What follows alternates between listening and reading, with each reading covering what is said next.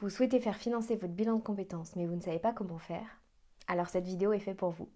Bonjour, moi c'est Juliette, je suis cofondatrice de Gamberge et aujourd'hui je vous explique comment vous faire financer votre bilan de compétences. Alors pour financer un bilan de compétences, il y a 4 financements majeurs et un cinquième qui va dépendre de dispositifs un peu particuliers.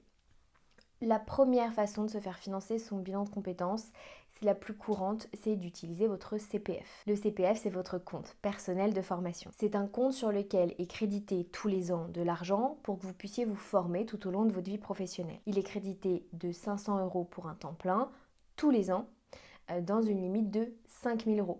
Ça veut dire que tous les 10 ans, vous avez atteint votre plafond. Et donc, l'idée, c'est de se former tous les 10 ans ou avant pour pouvoir bénéficier plus régulièrement de formations professionnelles tout au long de votre carrière. Il faut savoir que depuis 2024, un montant reste à la charge du salarié à chaque fois qu'il cherche à se former. En 2025, ce montant, il est de 102,23 € et il va augmenter tous les ans sur l'inflation. Avec le CPF, c'est très facile, c'est l'organisme qui s'occupe de tout. Vous avez simplement à vérifier que vous avez assez de fonds sur votre compte personnel de formation, échanger avec l'organisme, payer directement en ligne et après c'est l'organisme qui s'occupe de toute la partie administrative. La deuxième manière de se faire financer son bilan de compétences, c'est grâce à Pôle emploi, France Travail aujourd'hui. France Travail, majoritairement, ils vont compléter le financement que vous avez peut-être déjà commencé à enclencher avec un CPF, mais pour lequel vous n'avez pas forcément assez de fonds. Donc quand vous êtes au chômage et que vous souhaitez utiliser votre compte CPF, mais que vous êtes déjà formé il y a quelques années et que vous n'avez pas assez de fonds pour payer l'intégralité du bilan de compétences, France Travail à ce moment-là va abonder. Le bénéfice de faire ça, c'est aussi que vous n'avez pas à payer ce reste à charge de 102,23 €. Dès que vous êtes au chômage, vous êtes exonéré de cette partie-là. Si vraiment il n'y a aucun dispositif possible pour vous faire financer votre formation ou votre bilan de compétences, vous pouvez avoir accès à l'AIF, l'aide individuelle à la formation, donc qui est une aide de France Travail, sur laquelle il faut effectivement, d'ailleurs tout comme l'abondement, l'idée c'est d'aller défendre un peu son cas auprès de son conseiller. La troisième manière de se faire financer son bilan de compétences, c'est par votre employeur. L'employeur, il va mettre en place tous les ans ce qu'on appelle un plan de développement des compétences.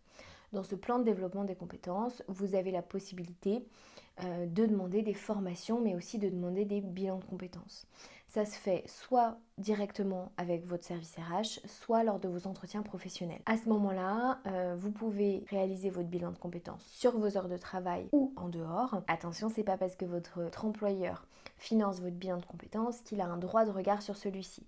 Pas du tout. Le bilan de compétences, l'une de ses règles de base, c'est qu'il est totalement confidentiel et ça reste le cas, peu importe le financement. La quatrième manière de financer son bilan de compétences, ça va être tout simplement par fonds propres. Il y a des personnes qui, en fonction de leur situation, en fonction de ce qui leur reste sur leur CPF ou de ce qu'ils veulent en faire de leur CPF aussi, parce que par exemple, si une personne veut faire un bilan de compétences mais qu'elle a déjà une idée des formations qu'elle veut faire après ou qu'elle sait qu'elle veut se reconvertir mais elle ne sait juste pas dans quoi, elle peut choisir de garder son CPF pour financer une formation qui peut arriver après le bilan de compétences et choisir de payer avec son propre argent son bilan de compétences. La cinquième manière de se faire financer son bilan de compétences, ça va être plutôt des cas spécifiques. Donc ça va être l'AGFIP par exemple si vous êtes en situation de handicap.